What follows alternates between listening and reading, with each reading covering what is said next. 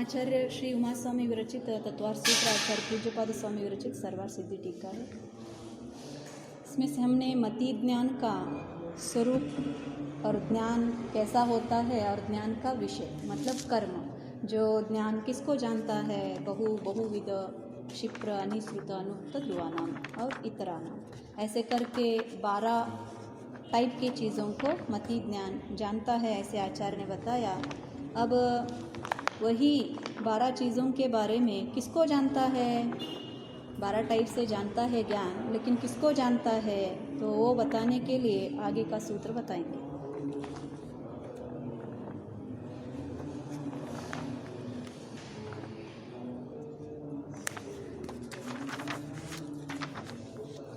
Page number 82।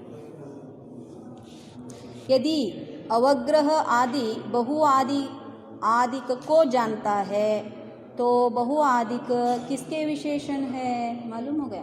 किसके विशेषण मतलब ये विशेष है, बहुविध, तो किसके विशेषण है।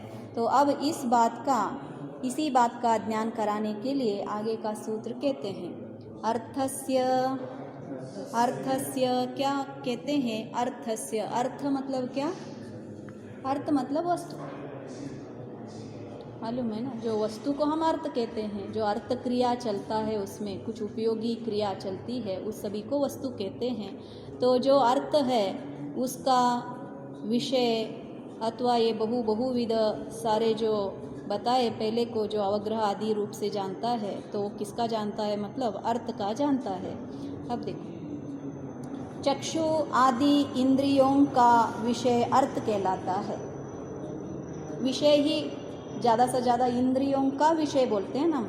जो इंद्रिय किसको जानता है, तो विषय को जानता है, तो उन सभी विषयों को अर्थ कहा जाता है।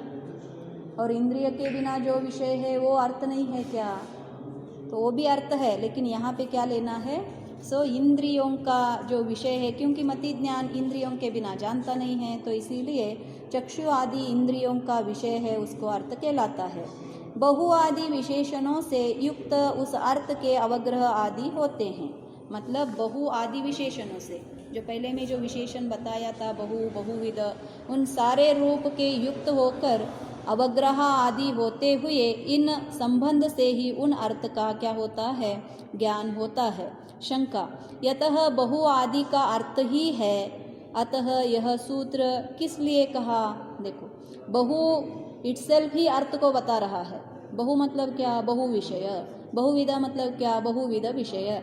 तो फिर आप अर्थस्य ऐसा क्यों और एक सूत्र लिखा, मालूम हो गया। तो फिर बोलते हैं समाधान, यह सत्य है कि बहुआदि की आदिक अर्थ ही है, तो भी अन्यवादियों की कल्पना का निराकरण करने के लिए अर्थस्य सूत्र कहा है। मतलब और थोड़ा सा खुलासा करने के लिए, जहाँ पे सिर्फ बहुविध इसमें अर्थ नहीं लिखा था ना, तो अन्यवादियों आकर इसमें अपने कल्पना के युक्त कोई भी कुछ भी लग सकते हैं, तो इसीलिए बहुकल्पना करना, बहुविध कल्पना करना, ऐसे अगर मान जाएंगे, तो इसीलिए उसकी निराकरण करने के लिए अर्थस्य यह सूत्र लिखा गया है। कितने ही प्रवादी मानते हैं कि रूपादिक गुण ही इंद्रियों के साथ संबंध को प्राप्त होते हैं, अतः उन्हीं का ग्रहण होता है, किंतु उनका ऐसा मानना ठीक नहीं है, क्योंकि वे रूपादिक गुण अमूर्त है, अतः उनका इंद्रियों के साथ संबंध नहीं हो सकता है। क्या बता रहे हैं, जो अन्य प्रवादी है, अन्य मतवादी है, वो क्या जानते हैं कि रूप, रस, गंध, ये सारे भिन्न भिन्न वस्तुएं हैं, इनको क्या करता है, इंद्रिय ग्रहण करता है, वस्तु का ग्रहण नहीं करता। वस्तु में जो रूप, रस, गंध आदि है उसका ग्रहण करता है। तो रूप, रस आदि बिना वस्तु के हो सकते हैं क्या, मालूम हो गया। तो और इवन वस्तु में है तो भी वो कैसे हैं, अमूर्तिक है। रस में फिर से गुण है क्या, नहीं है। रस क्या कहते हैं हम, गुण क्या होता है, सिंगल मोनोटोनस बोलते हैं ना, जैसे उसमें गुण में गुण नहीं होता है, फिर से उसका ग्रहण नहीं होता है। गुण एक वस्तु होती है, लेकिन द्रव्य में गुण होते हैं। तो इसीलिए द्रव्य का ग्रहण होता है, गुण का ग्रहण होता नहीं।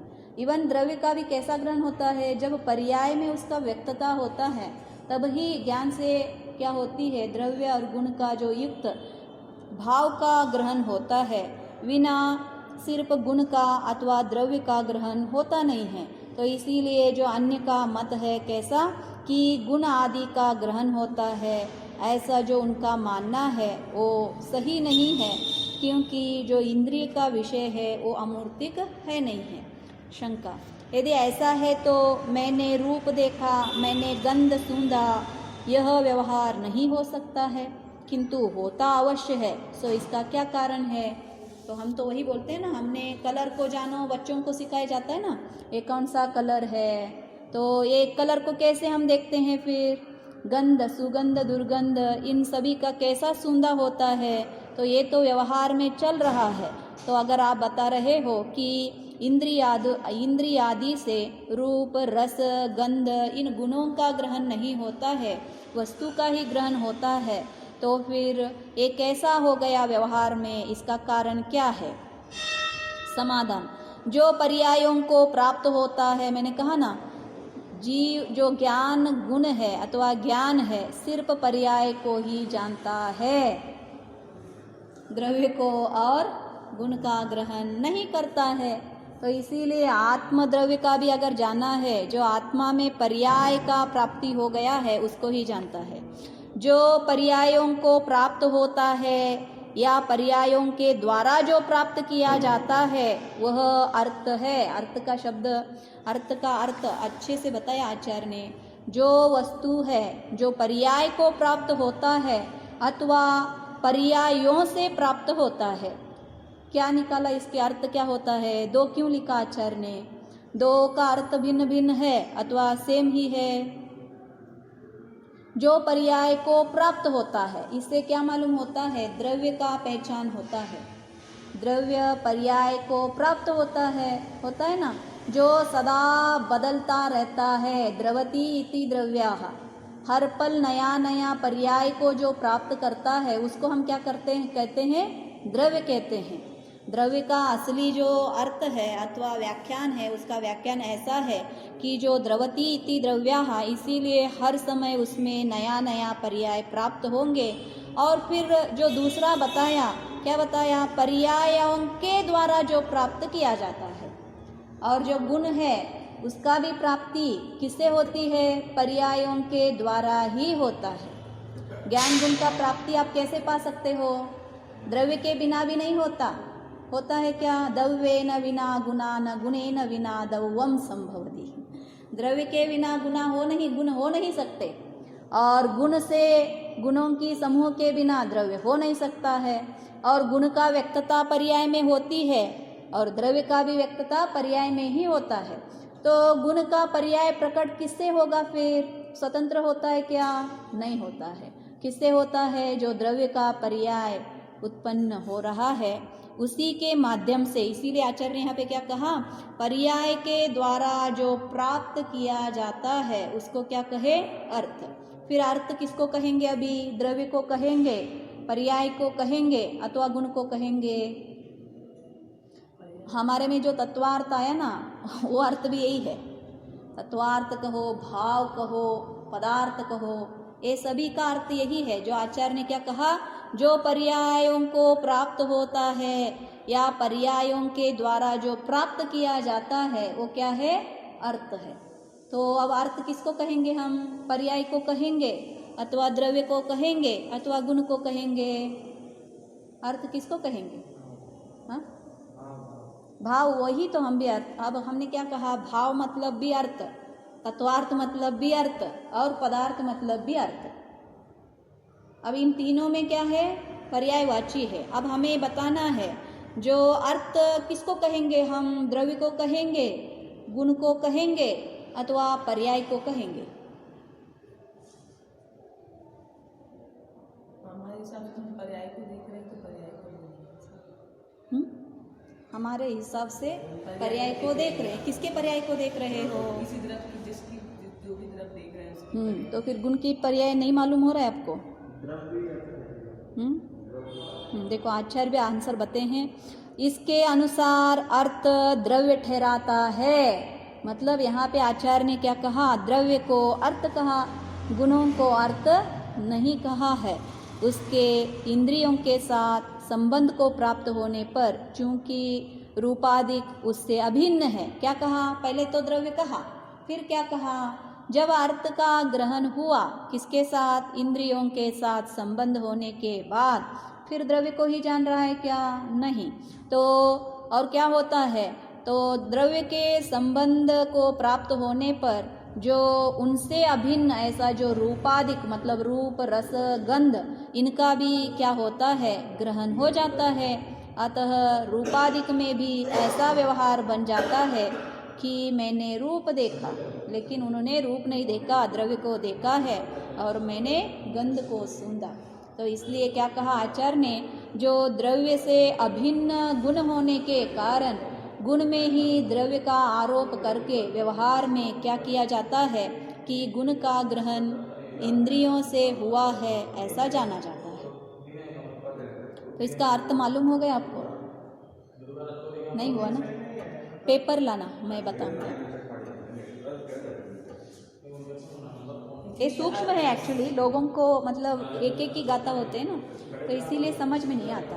पंचास्ति का संग्रह में इसके लिए 20 गाथाएं हैं। ये द्रव्यार्थ अर्थ भाव इसको प्रकट करने के लिए आचार्य ने समझाने के लिए 20 गाथाएं दिया है। और कुल मिल के सब गाथा का अर्थ जब हमें मालूम होगा तब ही जो वस्तु का जो बताने जा रहे हैं उसका ग्रहण होगा, नहीं तो नहीं होगा। देखो यहाँ पे अर्थ किसको कहा जाता है, तो आचार्य क्या कह रहे हैं,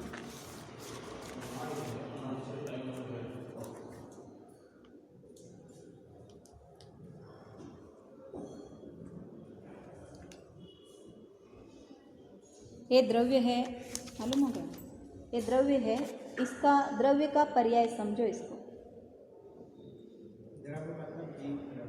कोई भी ले लेना, द्रव्य ले लेना अभी। तो फिर इसमें क्या होते हैं, बहुत सारे गुण होते हैं, ऐसे ही निकालेंगे इसको। एक्चुअली ऐसा नहीं होता है, सब मिलके होते हैं ना, इतना कितने हैं उतना सारा होता है, ये गुण है। अब द्रव्य के बिना गुण नहीं है और गुण के बिना द्रव्य नहीं है, वैसे ही द्रव्य के बिना पर्याय नहीं है और पर्याय के बिना द्रव्य नहीं है। मालूम हो गए उनको सारे को कैसे संबंध कहा है आचार्य ने कि अविभाग, मतलब इनको विभाग नहीं किया जाता है, तो इसीलिए संबंध कहा है इन दोनों का। लेकिन द्रव्य में पर्याय होता है और पर्याय में भी द्रव्य से ही पर्याय उठती है, लेकिन जब जिस पर्याय का उत्पत्ति हुआ है द्रव्य का वही स्वरूप होती है। पहले में उठा था उस स्वरूप का अभी नहीं है क्या, नहीं है। द्रव्य का कभी क्या नहीं होता है, उत्पत्ति व्यय और द्रव्य जो तीन बोलते हैं वो द्रव्य का नहीं होता है, पर्याय का होता है, मालूम हो गया।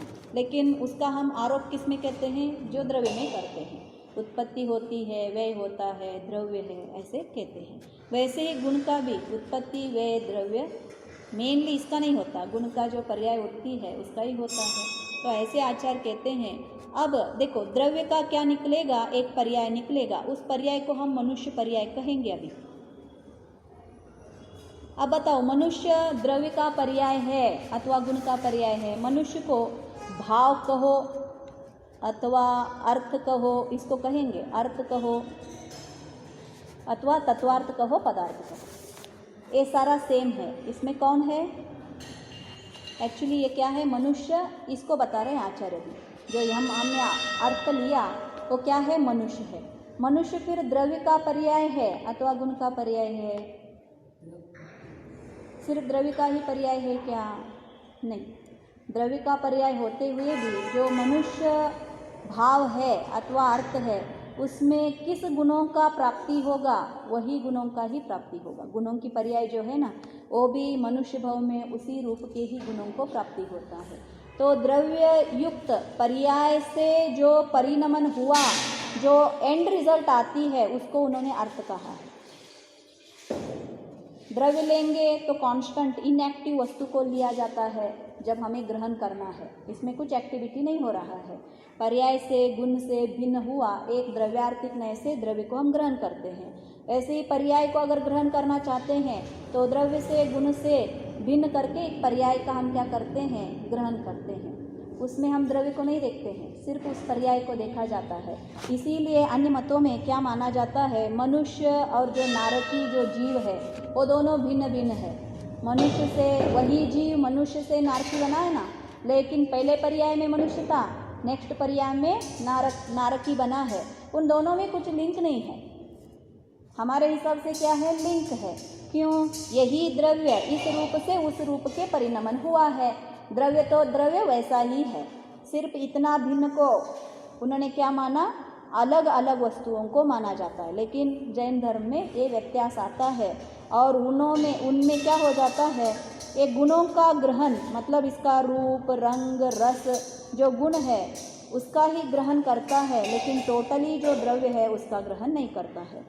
इससे आपको अर्थ का क्या मालूम होता है, द्रव्य गुण युक्त जो परिणमन हुआ, जो टोटली एंटायरली एक जो भाव है, पर्याय है, उसको अर्थ कहा जाता है।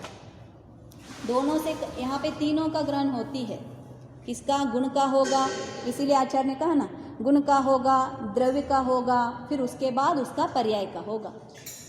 तो ये तीनों का ग्रहण होने के कारण हमें भिन्न उसको भेद करना नहीं हो रहा है,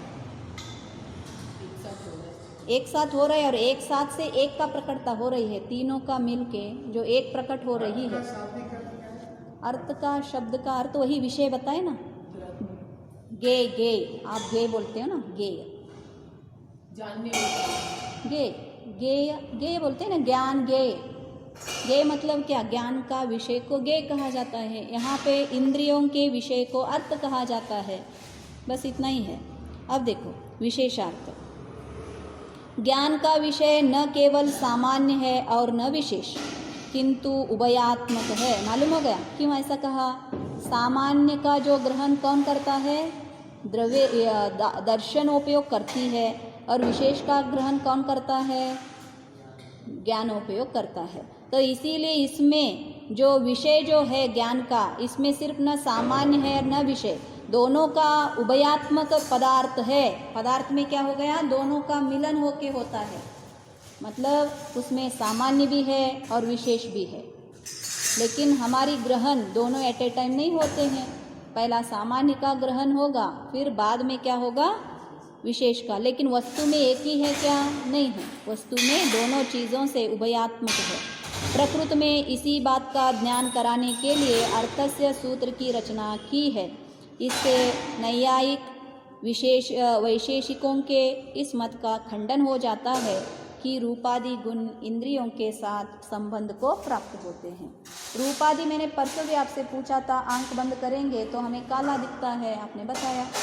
काला कैसे? रंग बिना वस्तु के अपने आप जो कलर है वो भिन्न रूप से अस्तित्व को प्राप्त कर सकती है क्या? कलर अपने आप ही भिन्न होकर जैसे वस्तु की अस्तित्व है ऐसे गुण की अस्तित्व हो सकती है क्या? नहीं हो सकता, नहीं हो सकता। तो जो वस्तु का ही ग्रहण होता है, वस्तु के ग्रहण होने के बाद उसका विशेष का ग्रहण होता है, वही तो। लेकिन इन्होंने क्या समझा, गुणों को ही वस्तु समझ के बैठ गए।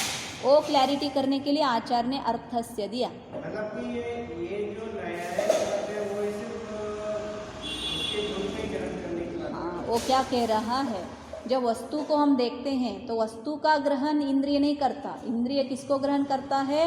उसके रूपादिक, उसके गंधादि जो गुण है उनका ग्रहण करता है, ऐसा मानता है। तो अपन क्या उसके वस्तु को ग्रहण करते हैं? हम पूर्ण वस्तु को ग्रहण करता है। क्या बहु मतलब क्या? बहु के कलर को आप ग्रहण कर रहे हो अथवा वहाँ पे बहु वस्तुएं रखे हो उसका ग्रहण हो रहा है। लेकिन ग्रहण तो उनका कलर देख के ही करते हैं ना। कलर देख के आप कर रहे हो, हम ये नहीं कह रहे हैं, लेकिन जो गुण होते हैं उसके कारण तो उसको ग्रहण कर पाते हैं। हाँ, वो क्या कहते हैं, बहु कलर को, बहु गुणों को ग्रहण किया, ऐसे वो मान जाएंगे। आचार्य क्या कहा, जब बहुविध लिखा तो उसमें आप ग्रहण किसका होगा? विषय का तो ही होगा। भाई जैसे हमने बोला ना, अद्याहार शब्द कहते हैं, बाय डिफॉल्ट बहु कहेंगे तो बहु मतलब क्या, सिर्फ शब्द का ग्रहण नहीं होता, बहु कुछ वस्तुएं होंगे उनको ग्रहण करते हैं, ये ऑटोमेटिकली क्या हो जाता है, जीव समझ जाता है।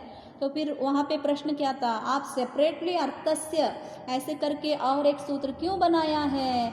तो फिर आचार्य ने बताया, जो अन्य प्रवादी लोग हैं वो क्या मानते हैं, वस्तुएं, एक वस्तु में कितने गुण होते हैं, अनेक होते हैं। तो फिर एक वस्तु के ग्रहण के समय में बहु लगाया तो एक वस्तु में ही बहु गुणों को उन्होंने जान लिया। तो वो बताना है क्या मति ज्ञान के लिए? उनको नहीं, उनको क्या बताना है, बहु वस्तुओं को वो ग्रहण करता है, कौन? ज्ञान, इसको बताना है। इसको खुलासा करने के लिए हमने क्या कहा, अर्थस्य कहा है। ये थोड़ा मालूम हो रहा है? एक वस्तु में ही बहुगुण है, अगर इंद्रिय गुणों को ग्रहण कर रहा है तो बहुगुण एक ही वस्तु में आने के कारण वो जो बहु लगाया एक ही वस्तु के बहुगुणों को ग्रहण करने में हो गया। लेकिन आचार्य को वो नहीं बताना है, बहु वस्तुओं को जानता है, ये बताना उनका कार्य है यहाँ पे मति ज्ञान का। इसीलिए उसको क्लैरिटी करने के लिए बताए ना, जो अन्य रूप से जो कल्पनात्मक, ये को कैसे जानते हैं? ये को वस्तु रूप से जानते हैं कि उसके भौगोलिक गुणों से जानते हैं? गे मतलब कौन सा चाहिए आपको? ये मतलब कि अब जैसे ये पुस्तक है, पुस्तक क्या? पुस्तक को अगर मान लो अगर अपन इसको दूर रखें थोड़ा, तो अपन को ये तो समझ में नहीं आता कि ये पुस्तक है, लेकिन इसके पीछे जो पीला कलर है ये समझ में आएगा कि पीला कलर है। लेकिन पहला क्या आएगा आपको? पुस्तक तो आ जाएगा, ये पुस्तक है या क्या है, एक ग्रहण होता है अथवा पीला कलर का ग्रहण होता है। पहले तो मतलब अब देखो अलमारी, आपको हम क्या करेंगे, अब बहुत सारे वस्तुएं मिला के रखेंगे, यहाँ पे टेबल है, पेन है, पुस्तक है, सब कुछ है। आपको मैं प्रश्न पूछूंगी यहाँ पे क्या है, तो आप क्या उत्तर दोगे? हाँ, क्या उसका कलर बताया या वस्तुओं को बताया? जो भिन्न भिन्न वस्तुएं हैं तब हमने वस्तुओं का भिन्न भिन्न बताया। पहले क्या बताया? टेबल है, फिर इसके ऊपर जो मैट है, फिर क्या बताया आपने, ये जो पुस्तक है, नोटबुक है, सभी आपने ऐसा बताया ना। तो इसको क्या कहा आचार्य ने, बहु विषयों को जानता है। फिर विषयों को जानने के बाद जो गुण की कब यूज़ होती है, गुण का ग्रहण, जो विषय में सेम टाइप के विषय जब होते हैं, बहुत सारे पेन होंगे, तब आपको उसमें से विशेष एक पेन को ग्रहण करना है, तब आप क्या करते हो, गुणों का ग्रहण करते हो। हंत हंत से जाता है, ये स्टेप बाय स्टेप है, ऐसा नहीं कि एक ही टाइम में इतना सारा ग्रहण करता है। तो इसीलिए जो मति ज्ञान है, वो मति ज्ञान का पहला जब देखेगा तो ग्रहण कैसे कर लेता है और उसमें भेदता भी, भिन्नता भी कैसे करता है, उसके बारे में बताते हुए किसका ग्रहण करता है, अर्थ का ग्रहण करता है। फिर गुणादि विषयों से उसका और थोड़ा एनालिसिस करके निर्णय करता है। वस्तु ही बोलेंगे कि वो वस्तु ही है, वस्तु है जिसको अपन उनके भौगोलिक गुणों के कारण ग्रहण करते हैं। नहीं, मतलब वस्तु का जैसे ये पुस्तक ही है, हमने कैसे माने पुस्तक ही है? हमने क्या कहा, जो हमारी ग्रहण होता है कभी भी टॉप डाउन मैकेनिज्म होती है। ये वर्ड में बहुत बार आपको बताया है ना, बॉटम अप मैकेनिज्म नहीं है। हमारा जो ज्ञान है हमारा टॉप डाउन है, मतलब पहला पूरा वस्तु का ग्रहण होगा, फिर उसमें डिवाइड करते जाएंगे।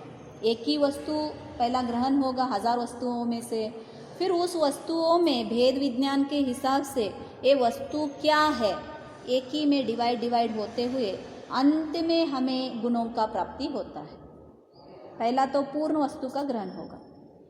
दर्शन भी वही तो करता है, सत्ता रूप से अकारात्मक, सकारात्मक नहीं है, साकार नहीं है, निराकार रूप से वस्तु का ग्रहण करता है, फिर साकार रूप का ज्ञान करता है, फिर उसके ऊपर, इसीलिए तो बताया अवग्रह, इहा, आवाय। आवाय में आपका पूर्ण रूप से वस्तु क्या है, उसका गुण कौन से हैं, वो किस रूप का है, उसका प्रयोजन क्या है, ये सारा क्लैरिटी कहाँ पे आपको मिलेगा? अवग्रह में। वो किस विषय से, एक विषय से ही होगा, एक वस्तु का। बहु का तो ज्ञान करेगा, लेकिन निर्णय किस में होगा? एक वस्तु में करेगा। तो इसीलिए एट ए टाइम कितने का ग्रहण कर सकता है, बहु का करता है, बहुविध का करता है, ये बता रहे हैं। मति ज्ञान का ही इतना शक्ति है, आचार्य बता रहे हैं मति ज्ञान क्या क्या कर सकता है।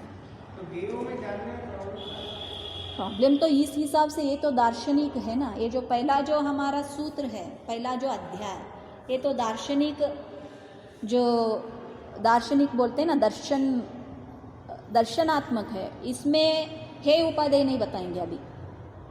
हे आप जो प्रश्न पूछ रहे गे देखने से क्या प्रॉब्लम, इसके नहीं बताएंगे। हम गे को देखते हैं, कैसे देखते हैं, इसको ही बताएंगे। ये इसमें हे उपादेय अभी आगे लास्ट में देंगे, 6th 7th अध्याय में आपको हे उपादेय का बात चर्चा करेंगे। उससे पहले सिर्फ आपको बताएंगे ये सारा लोक है, इसमें ऐसा होता है, तुम जीव हो, जीव संसारी अवस्था में इसका स्वरूप कैसा होता है और मोक्ष अवस्था में इसका स्वरूप कैसा होता है, ये सारा बताते ही जाएंगे। फिर बाद में बताएंगे जो संसारी अवस्था दुख रूप है और इससे हमें अशाश्वत है, इसमें कुछ भी शरण नहीं है, अब हमें शरणगत और सदा के लिए मेरे स्वरूप में रहने जैसा जो कोई एक अवस्था है वो मोक्ष स्वरूप है, और उसकी प्राप्ति करने की इच्छा पहला पैदा करेंगे आप में, फिर उसकी प्राप्ति का उपाय बताएंगे। ये मोक्ष उपाय है, इसीलिए इसमें मोक्ष मार्ग का उपाय अभी नहीं है। अभी तो हम क्या जान रहे हैं, दर्शन जान रहे हैं, किस रूप से वस्तुओं को जानना है, तो वो बता रहे हैं बस इसमें। तो उभयात्मक पदार्थ है, प्रकृति में इसी बात का ज्ञान कराने के लिए अर्थस्य सूत्र का रचना हुई है। इससे न्यायिक वैशेषिकों के इस मत का खंडन हो जाता है कि रूपादि गुण इंद्रियों के साथ संबंध को प्राप्त होते हैं। ये क्या हो गया, तो वो जो सन्निकर्ष कहते हैं, तो उसका इन्होंने खंडन किया। अब आगे देखो, क्या ये अवग्रह आदि सब इंद्रिय और मन के होते हैं या इनमें विषय की अपेक्षा कुछ भेद है। मतलब क्या बता रहे हैं, जो अवग्रह, इहा, आवाय, धारणा, ये जो 4 है, ये सभी विषयों में होता है, सभी इंद्रियों में होता है क्या, या कुछ विशेष है, सभी में सब कुछ होता है क्या। इसीलिए हमने 288 बनाए ना।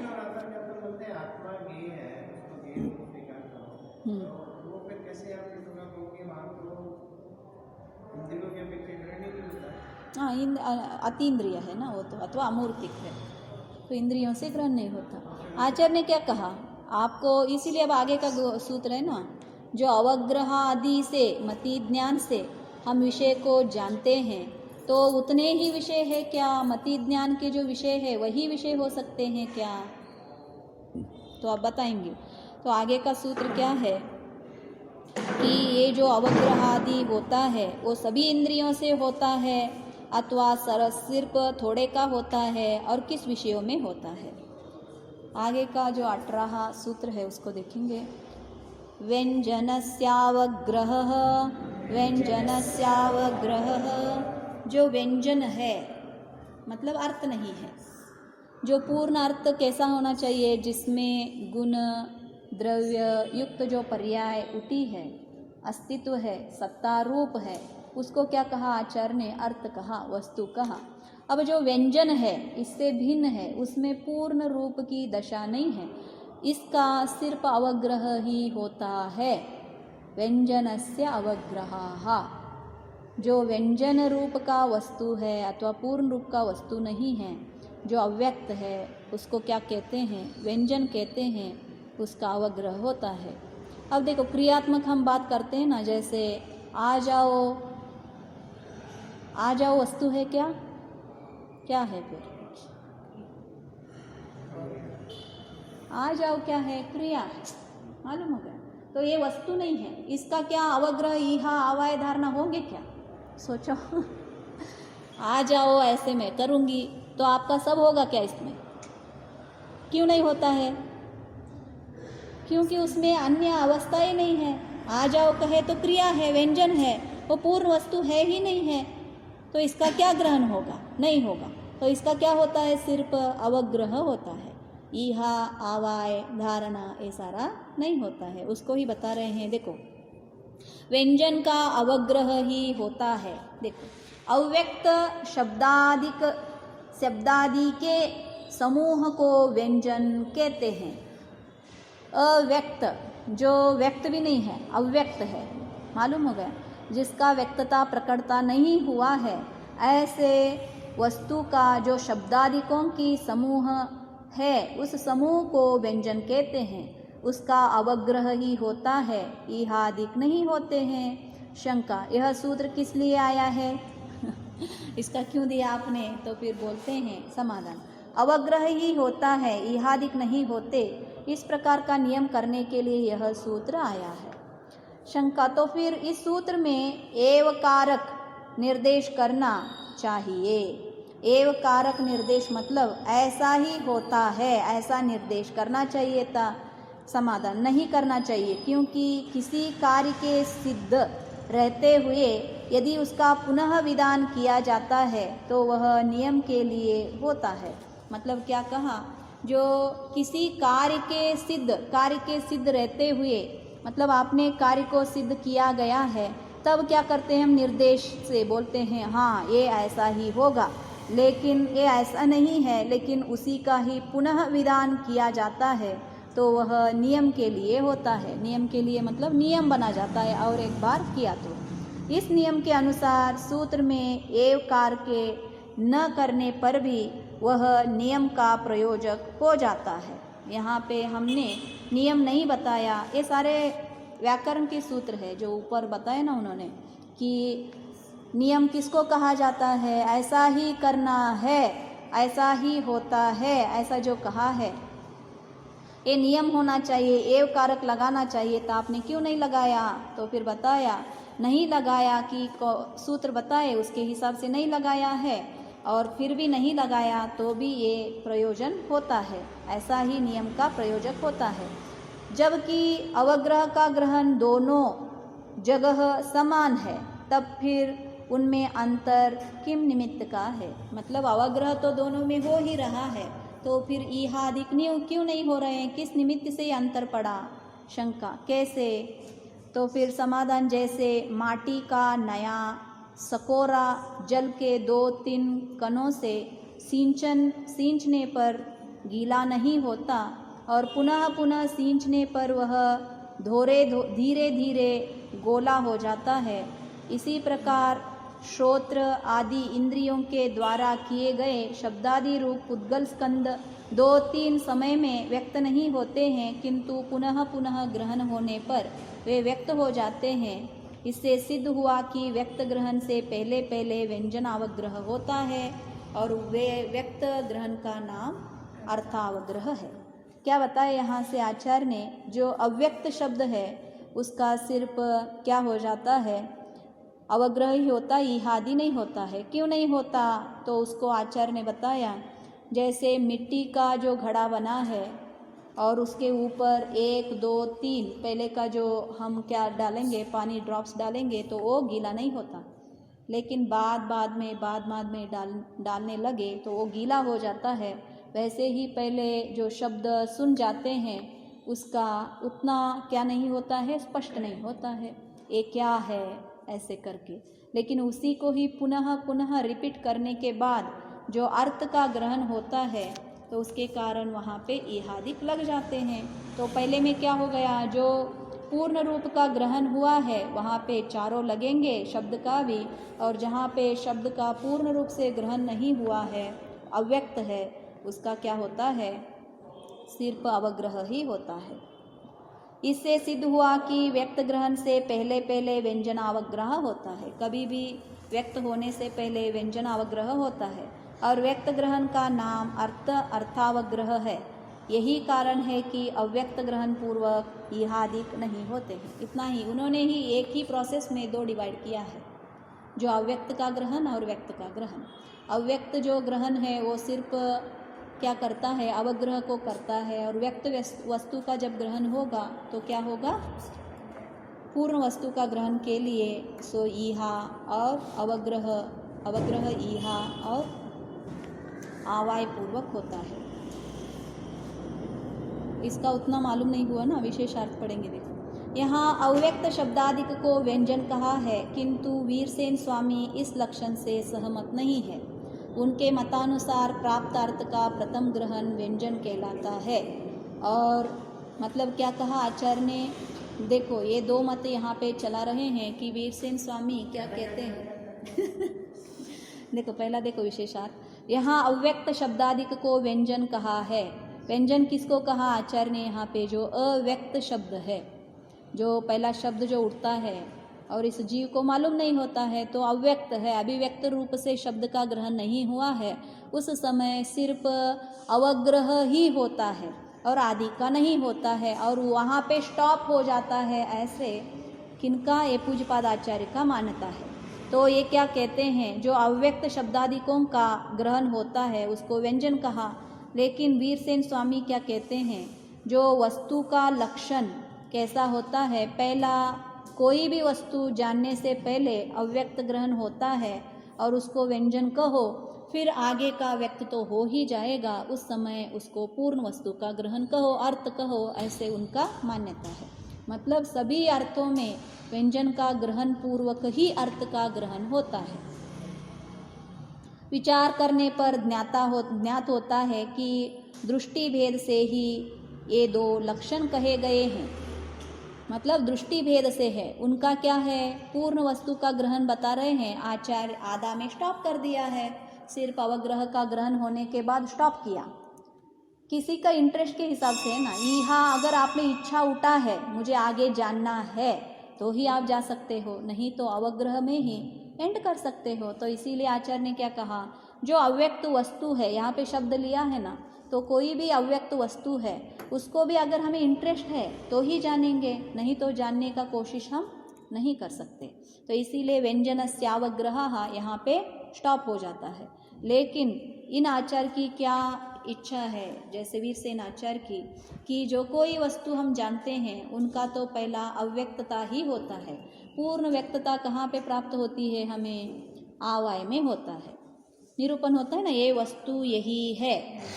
जब अगर हम अवग्रह का विचार करेंगे, जो पहले का मति ज्ञान का, वहाँ पे क्या करते हैं? अवग्रह हो गया, कुछ आपने ग्रहण किया अव्यक्त रूप से, फिर यहाँ में क्या होता है? प्रश्न ए बक पंक्तियों का क्या है? बक पक्षियों का पंक्ति है अथवा पतंग है, इसमें द्वंद्व है यहाँ में, लेकिन जानने की इच्छा है। कैसा? क्या है सच्चे रूप से? अभी अव्यक्त है। अव्यक्त क्यों है? दो इसमें क्वेश्चन उठ गए ना, इसीलिए ये है अथवा ये है, इसीलिए अव्यक्त है। फिर आवाय में क्या करता है? अपने में जो पहले का ज्ञान है अथवा उसका समीपता है, उन दोनों से निर्णय करता है। अच्छा, ये क्या हो रहा है? उत्पतन हो रहा है, निपतन हो रहा है और पक्षी के जैसा है। ये तीनों ज्ञानों के हिसाब से वो निर्णय करता है। ये क्या है? बक पक्षियों का पंक्ति ही है और पतंग नहीं है। तो इतना होने के लिए प्रोसेस कितना चाहिए उसको? ईहा आदि का उपयोग होता है। और पहले में ही कोई भी छोड़ भी सकता है अवग्रह में, अरे क्या कुछ भी हो जाए, मुझे क्या करना है, मालूम हो गया। तो इसीलिए आचार्य क्या कहते हैं? उसको व्यंजन कहा।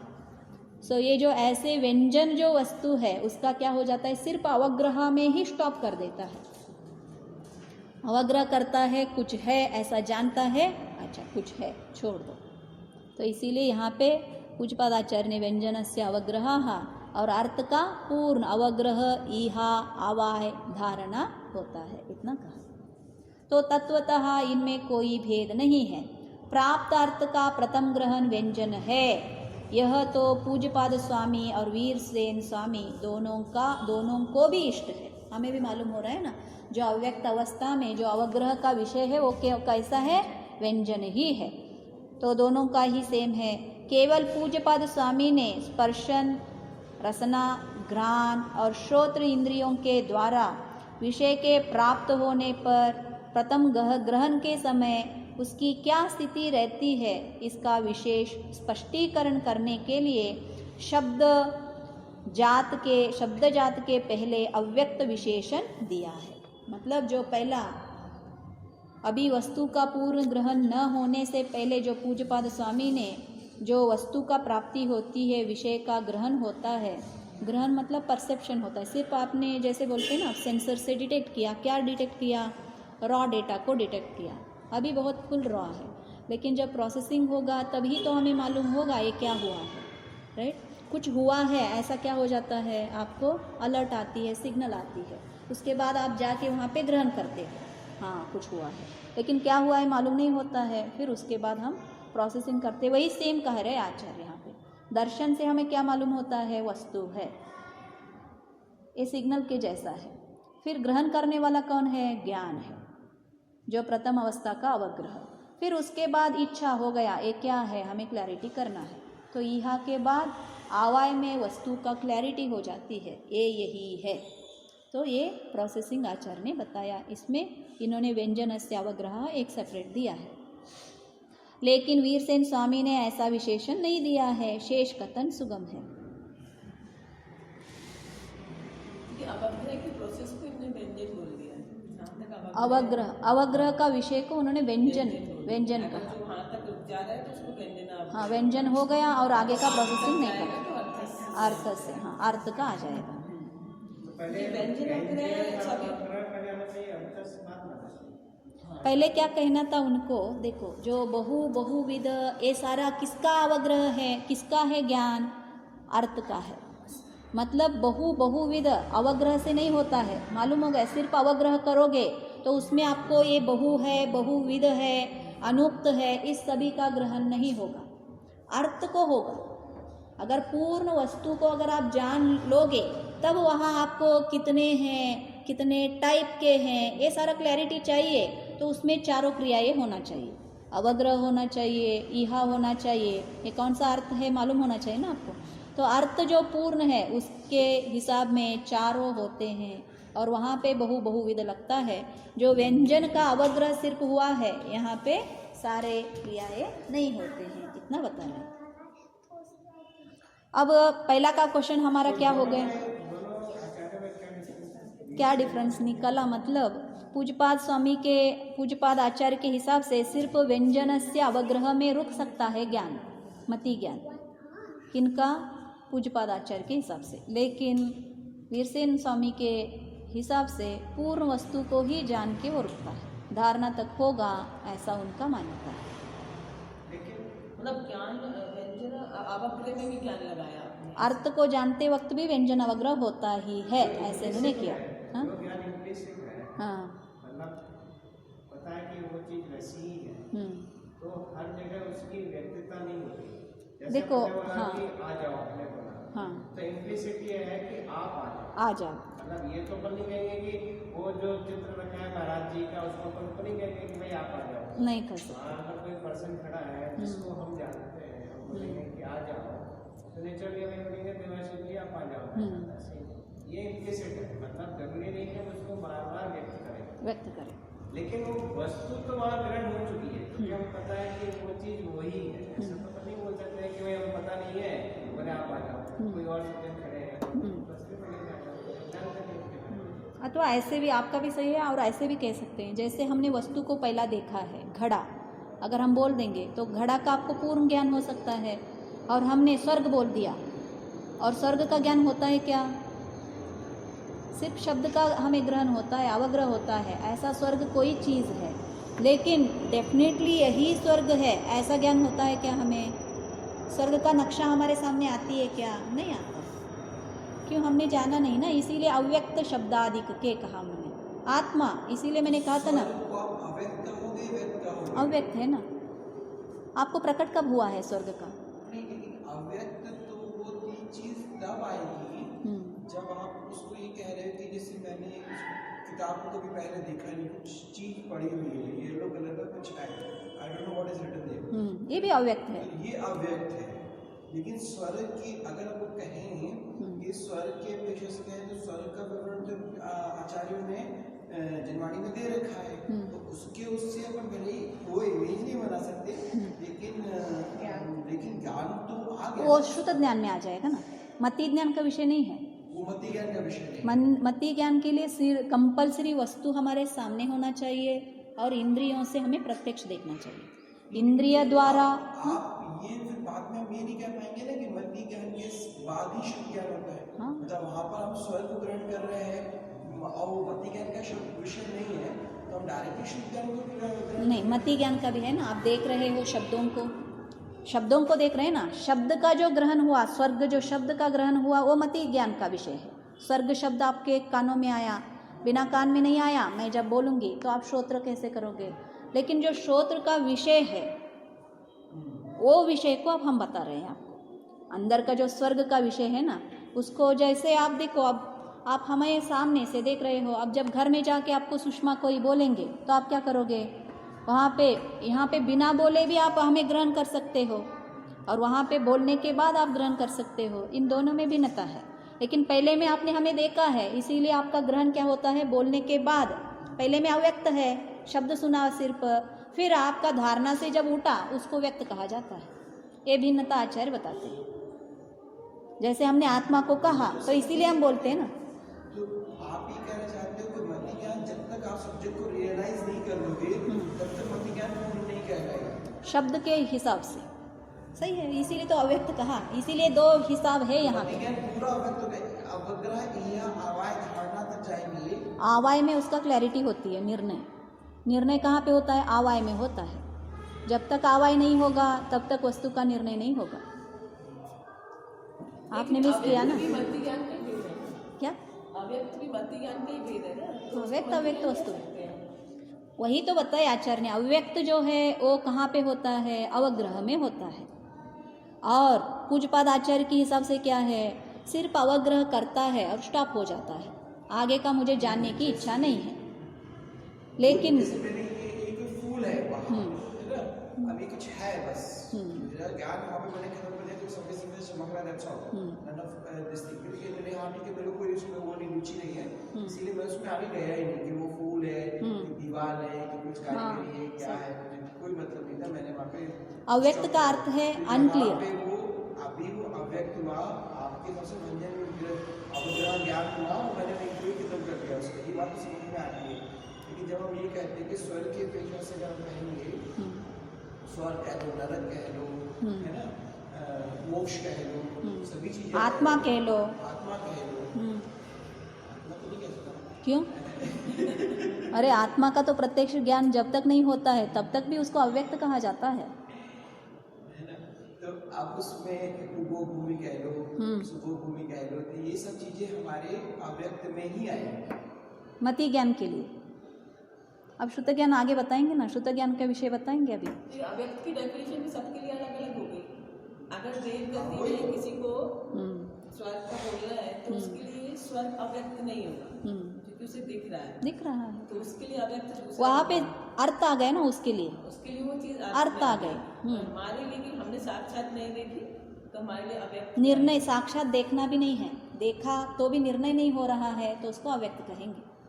निर्णय होना चाहिए ये वस्तु यही है, तब आपका अर्थ में आएगा। निर्णय जब तक नहीं होता है उसको अव्यक्त ही कहेंगे। क्यों? हमें मालूम ही नहीं ना ये लड़का है या लड़की है। पीछे से देखते हो उसके भी हेयर बड़े हैं, पैंट शर्ट डाला है, ये लड़का है या लड़की है मालूम नहीं है, तो वो अव्यक्त आपकी आंखों के सामने दिख रहा है ना, तो भी निर्णय नहीं हुआ है। अरे कुछ हाँ कन्फ्यूजन है। तो इसीलिए हम बता रहे हैं जहाँ तक अव्यक्त वस्तु का जब ग्रहण हो रहा है वो सारा अवग्रह है, और जहाँ पे निर्णय हो गया, व्यक्त हो गया, ये यही है। हाँ, तो यही तो बात आचार्य ने कहा ना, पुनः पुनः उस वस्तु का क्या होना चाहिए, हमें मतलब देखना चाहिए, ग्रहण करना, ये यही है या नहीं है। ऐसे करके एक बार निर्णय कर लिया तो हो गया। तो एक बार आपको आदमी ये पुरुष है या स्त्री है मालूम हो गई तो नेक्स्ट टाइम कन्फ्यूजन की बात ही नहीं है, आपके धारणा में बैठ जाता है ना। निर्णय जो वस्तु का होता है उसी का धारणा में बैठता है, और अवग्रह तक जो आया है, इहा तक जो आया है, वो वस्तु धारणा में नहीं बैठती है। वो तो सिर्फ कल्पनात्मक के जैसे उस समय में देखता है और छोड़ देता है। हम ज्ञान लगाते भी लगाते, लेकिन अभी अंतर नहीं समझ, मतलब दोनों आचार्य कहना क्या चाह रहे हैं। बात तो वो है कि व्यंजन अवग्रह पूर्वक आगे, मतलब जब तक आपने ईया तक करा तो व्यंजन था, और आगे तक चले गए तो अर्थस्थ हो गया। दोनों में भिन्नता तो नहीं है, वही तो बता रहे। तो क्या कहा उन्होंने, जो ज़्यादा क्लैरिटी करने के लिए पूज्यपाद आचार्य ने व्यंजनस्य अवग्रहा दिया है। कहा ना, देखो केवल पूज्यपाद स्वामी ने स्पर्शन, रसना, घ्राण और श्रोत्र इंद्रियों के द्वारा जो विषय का प्राप्त होने पर प्रथम ग्रहण के समय उसकी क्या स्थिति रहती है इसका विशेष स्पष्टीकरण करने के लिए शब्द जात के पहले अव्यक्त विशेषण दिया है। बस इतना ही है। भिन्नता क्या किया इन्होंने, और एक शब्द इन्होंने क्या किया, उसको व्यंजन करके और एक नाम नहीं दिया है, लेकिन जो अवग्रह हो रही इंद्रियों से उसको और थोड़ा स्पष्ट करके आचार्य ने उसका नाम डिफरेंटली पूज्य पदाचार्य ने दिया है। इतना बताया, उसका विशेष ज्ञान दिया है, बस और कुछ नहीं है इसमें। सब इंद्रियों के समान रूप से व्यंजनावग्रह के प्राप्त होने पर, देखो क्या कहा अभी, सब इंद्रियों का भी व्यंजनावग्रह होता ही है, पहले ग्रहण हो जाता है, आगे का कल करेंगे फिर। हाँ नहीं कल करेंगे, अब क्या 2 किया है ना, आज बहुत हो गए।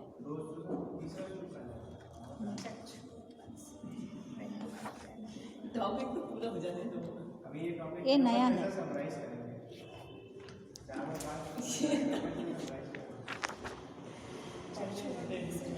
नहीं बड़ा है कैसे भी। देखो थोड़ा सा बता दूंगी। देखो क्या बता रहे हैं कि सब इंद्रियों के समान रूप से व्यंजनावग्रह के प्राप्त होने पर जिन इंद्रियों के द्वारा यह संभव नहीं है उसका निषेध करने के लिए आगे का सूत्र कहते हैं। पहले में क्या कहा, विषयों में ईहा आदि संभव नहीं है उसको बताया। अब इंद्रियों में भी, थोड़े इंद्रियों में ईहा कौन सा आवाय आदि संभव नहीं है, उनको भी बताएंगे। दोनों में पहले ही कहा था आचार्य ने कि अवग्रह, ईहा, आवाय, धारणा सभी इंद्रियों में होता है क्या, और सब विषयों में होता। हमने कैलकुलेशन कैसे किया था, देखो मति ज्ञान का कैलकुलेशन करेंगे। पहले का है हमारा अवग्रह, सूत्र नहीं पढ़ेंगे, इतना ही क्लैरिटी करके जाएंगे बस। ईहा, तीसरा है हमारा आवाय, और चौथा धारणा। तो पहले में हमने क्या किया था, इन सभी का शब्द के बारे में कुछ कह रहे थे जो डिस्कशन में पता आत्मा शब्द ग्रहण करने से क्या होता है। हाँ वही तो हमने पूछा, आपका क्या होता है, कैसे अव्यक्त लगता है या व्यक्त लगता है? अव्यक्ति है। हाँ अव्यक्त ही है वैसे ही। आत्मा शब्द क्योंकि वो ग्रहण ही नहीं हो रहा, तो वो व्यंजनस कुछ नहीं आएगा क्या फर्स्ट में आएगा। वो तो हमारे लिए वस्तु ही नहीं ग्रहण कर पा रहे। आत्मा का शब्द का तो ग्रहण हो गया है, तो व्यंजन वस्तु ग्रहण नहीं हुआ है, तो वो व्यंजन से अवग्रह है। व्यंजन पूर्वक शुद्ध ज्ञान हो सकता है। वही तो है, कहा ना पहले, आप बताएंगे। हमने इसको इसमें भी पढ़ा है, कहाँ पे, द्रव्य संग्रह में आचार्य ने श्रुत ज्ञान मतिपूर्वक होता है तो कहा, तो धारणा तक मति ज्ञान को यूज करता है क्या, नहीं, मति ज्ञान का सिर्फ अवग्रह यूज करके श्रुत ज्ञान होता है। मनपर्याय ज्ञान किसको यूज करता है, मति ज्ञान को ही यूज करता है।